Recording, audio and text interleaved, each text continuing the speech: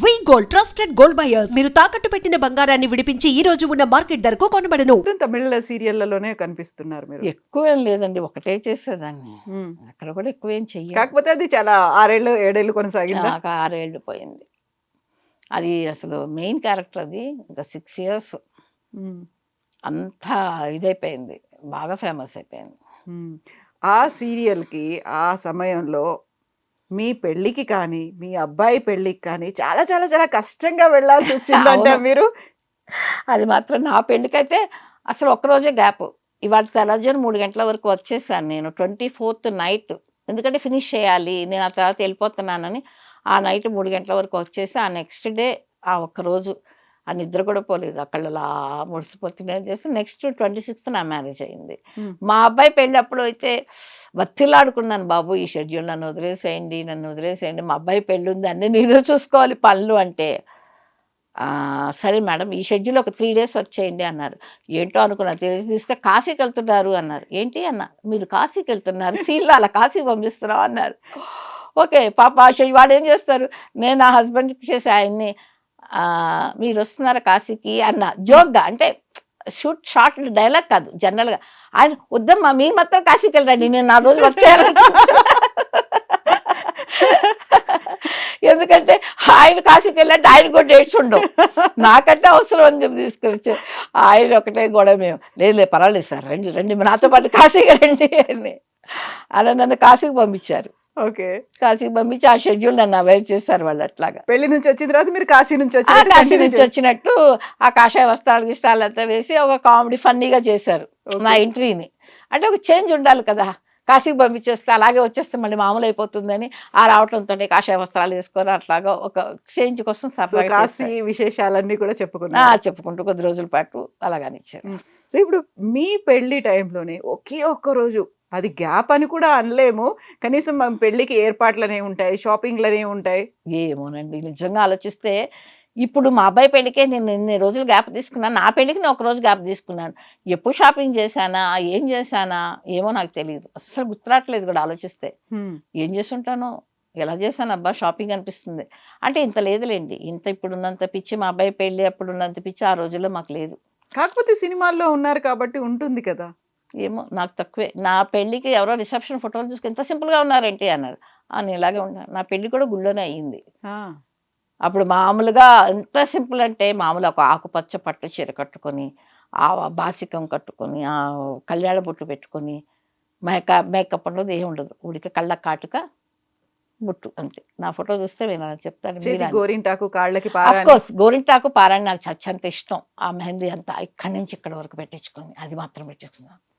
మిగతా అంతా మామూలుగా ఇప్పుడు అంటే ఆ రోజుల్లో మామూలుగా ఈ మేకప్లు గిప్పలు ఉండే కదా ఎట్లాగో అలాగే ఉండేదండి. నాకు అలాగే ఉంటే ఇష్టం. ఎందుకంటే రోజు మేకప్ వేసుకునే వాళ్ళకి ఒక రోజు మేకప్ వేసుకోకపోతే హ్యాపీగా అనిపిస్తుందండి. ఇక మేము చేసినప్పుడు నేను 10 సంవత్సరాలు ఇండస్ట్రీలో చేసి నాకు నెలకి కాదు సంవత్సరానికి 10 రోజులు ఖాళీ ఉండేదో లేదో కూడా తెలియదు. అంత బిజీగా వర్క్ చేసాం. ఆ వర్క్ చేసినప్పుడు ప్రతిరోజు మేకప్ చేసుకున్నా. మా పెళ్ళికన్నా నేను మేకప్ చేసుకోను. నా పెళ్ళికన్నా నేను హాయిగా నాలాగా నేను ఉండాలి చక్కగా. అదే ఎలాగో ఒక యావరేజ్ కలర్లో ఉండేవాళ్ళం కదా, అలాగే ఉన్నాము. స్క్రీన్లో ఎలాగో మా ఫోటోలు బాగా వస్తాయి, చక్కగా ఉన్నాయి. చూసుకుంటే ఆహా ఎంత న్యాచురల్గా ఉన్నాయి. ఇప్పుడు చూడండి ఎవరినైనా అడగండి, నా కోడలైనా సరే చక్కగా మేకప్ చేసుకున్నామ్మా, లిప్స్టిక్ వేసుకున్నామమ్మా అంటుంది. సో ఇప్పుడు అప్పుడు షాపింగ్లు ఇవన్నీ ఎలాగో చేసుంటాను, ఎప్పుడు చేసుంటాను నాకే తెలియదు. హాఫ్ డే ఎక్కడ కుదిరితే ఒక 2 hours వెళ్ళిపోయి 4 చీరలు కొనుక్కొని వచ్చేసుంటానే ఉన్నా. అది కూడా తెలియదు, గుర్తులేదు అసలు. నాకు ఒకటే గుర్తుంది, ఏంటి అంటే నన్ను వచ్చేసి మేము ఎప్పుడు రెగ్యులర్గా వెళ్ళే బ్యూటీ పార్లర్ ఆవిడంది, మీ పెళ్ళికి నేనే మేకప్ అది అంతా. నాకేం వద్దు, నా పెళ్ళికి నేనే మేకప్ చేసుకుని నాకు మెహందీ మాత్రం పెట్టండి గోరింటాకు అన్న.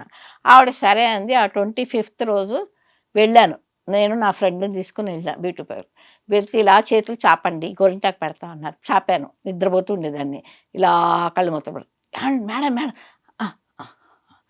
మళ్ళీ ఇలా అంటే రాత్రి అంతా షూటింగ్, రోజు రెగ్యులర్ షూటింగ్ చేసి అదొకటే నాకు గుర్తుంది.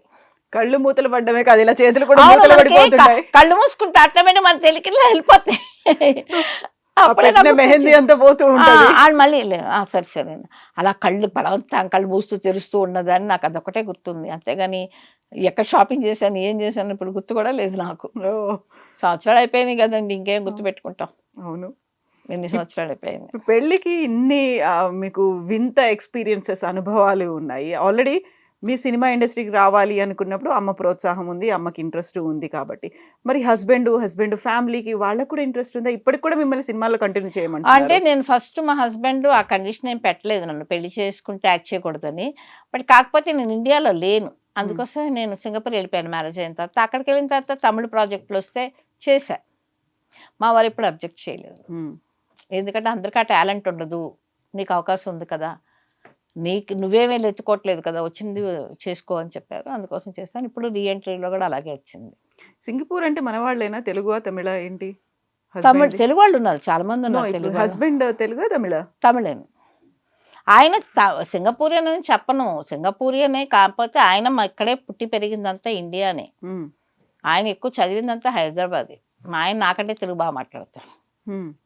కాకపోతే సింగపూర్లో సెటిల్ అయ్యారు. సింగపూర్లో ఆయన జాబ్ చేస్తే చదువు అయిపోయిన తర్వాత వెళ్ళిపోయి సెటిల్ అయిపోయారు. ఎలా పరిచయం? అంటే పెళ్లి చూపులు గట్రాలు అయ్యాయా? లవ్ మ్యారేజా, అరేంజ్డ్ మ్యారేజా అసలు? అంటే నన్ను చూసారు ఇండియాలో, తర్వాత ఆయన ప్రపోజ్ చేశారు, వాళ్ళ పెద్దవాళ్ళు మాట్లాడారు, మా అమ్మ వాళ్ళు మాట్లాడారు. అందుకోసం మాది లవ్ కమ్ అరేంజ్డ్ మ్యారేజ్. ఇష్టపడే పెద్దవాళ్ళు చేశారు. అందరి ఆశీర్వాదాలు అందరి కూడా. ఆశీర్వాదంతో చేసుకున్నాం పెళ్లి. అంతేగాని ఎలా పారిపోయి చేసుకోవాలి.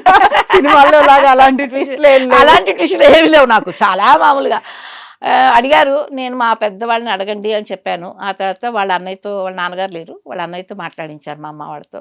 మా అమ్మాయికి ఇష్టం అయితే మాకు అభ్యంతరం లేదని మా వాళ్ళు చెప్పారు. ఆ తర్వాత వీళ్ళు మాట్లాడుకున్నారు, సెటిల్ చేసేసి అంతే. సినిమా ఇండస్ట్రీలో ఉన్నారు. సినిమా ఇండస్ట్రీలో ఉంటే ఇక్కడ ఉండే ఒక గ్లామరస్ గా కనిపించే వీళ్ళెవరు మీరు చూడలేదా? వీళ్ళెవరు అదంతా ఏమి లేదు. నాకు వచ్చింది అప్పుడు, నా కళ్యాణ గీత అలా ఉంది, అలా వెళ్ళి చేసుకున్నాను. అంతేగాని గ్లామరస్ అది ఇదంతా అలా ఏం లేదు. ఏమో అవకాశం ఉంటే చేసుకునేదాన్ని అన్నా. ఎవరు నాకు ప్రపోజ్ చేయలేదు, అందుకోసం నాకు ప్రపోజ్ చేస్తే ఆలోచించేదాన్ని. ఎవరైతే ప్రపోజ్ చేశారో ఇమ్మీడియట్ గా ఓకే చెప్పేశారు. అది ఇమీడియట్ గా చెప్పలేదు, అప్పుడు కూడా నేను మా పేరెంట్స్ అడగమనే చెప్పాను. చాలా బుద్ధిమంతురాల్లాగా. అలాగే ఆవిడ మేము అంత బుద్ధిమంతులేనండి, 80s కిడ్స్ మేము. అందరూ అంటారు మీరంతా 1980 కిడ్స్, మీరు బ్రహ్మాండమైన గోల్డెన్ పీరియడ్లో ఉండొచ్చారు. ఇప్పుడు కంటే అది అంతా చాలా మంది చెప్పే మాటలు అవి. మీరున్నదంతా స్వర్ణయుగం అంట, మాది 80s. అప్పుడు సినిమాలు, అప్పుడు డైరెక్టర్స్, అప్పుడు ఆడియన్స్ అంతా స్వర్ణయుగంలో ఉండొచ్చారు, మీకేంటి అసలు అంటారు. నిజమే, అది మాత్రం. ఎన్నెన్ని సినిమాలండి, ఎన్నెన్ని భాషలు, ఎన్నెన్ని సినిమాలు చేసేవాళ్ళు. అసలు ఒక రోజు ఖాళీగా ఉండేది కాదు. అలానే మాకు ఎప్పుడు ఫ్రస్ట్రేషన్ కూడా వచ్చేది కాదు. ఎందుకంటే ఒకే రోజు 3 షూటింగ్లు చేసేవాళ్ళం. 3 లాంగ్వేజ్లు. 3 లాంగ్వేజ్లు. పొద్దున్న నుంచి మధ్యాహ్నం వరకు తెలుగు సినిమా చేస్తే, మధ్యాహ్నం నుంచి 6 o'clock కాల్ షీట్ వచ్చి తమిళ్ చేస్తే, అక్కడి నుంచి నైట్ మలయాళం సినిమా చేసేవాళ్ళు. 3 చెన్నైలోనే షూటింగ్లు. అప్పుడు చెన్నైలో ఎక్కువ మలయాళం సినిమాలు కూడా చేసేవాళ్ళు. దాంతో అక్కడికి వెళ్ళి చేసేవాళ్ళు. ఒక సాంగ్ ఒక నైట్ చేసేవాళ్ళు, ఫుల్ సెట్లో ఒక సాంగ్ అయిపోయేది ఒక నైట్ లోనే. మమ్మూటి గారు నేను చేసిన ఒక సాంగ్ నాకు ఇప్పటికే గుర్తు బాగా. అలాంటివన్నీ అలా హార్డ్ వర్క్ చేసిన రోజు కూడా ఏమీ అనిపించేది కాదు, జాలీగా చేసేవాళ్ళం.